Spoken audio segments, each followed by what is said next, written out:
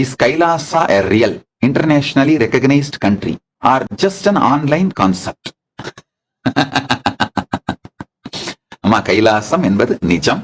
நீங்க சொல்றீங்க இல்லைங்களா, இன்டர்நேஷனலி ரெகக்னைஸ்ட் அப்படிங்கிற அந்த வார்த்தையை நம்ம ஆழ்ந்து புரிஞ்சுக்கணும். எந்த நாடுமே யுஎன்னால ரெகக்னைஸ் பண்ணப்படுவது கிடையாது. தயவு செய்து புரிந்து கொள்ளுங்கள்.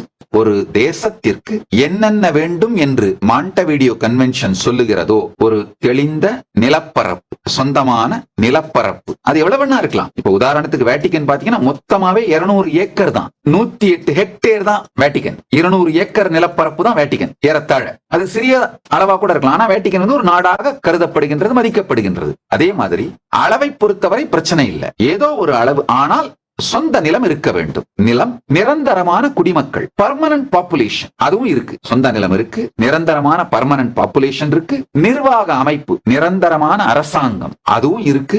மற்ற நாடுகளோடு உறவை ஏற்படுத்திக் கொள்ளக்கூடிய தகுதியும் உறவுகள் ஏற்படுத்தப்பட்டிருக்க வேண்டும். அதே மாதிரி அரசாங்கமும் இருக்கு. மற்ற நாடுகளோடு உறவுகளை ஏற்படுத்தி இருக்கும். பல நாடுகள் எங்களை நேஷன் ரெகக்னைஸ் பண்ணியிருக்காங்க. அதாவது அபொலிட்டிக்கல் ஸ்பிரிச்சுவல் நேஷன்.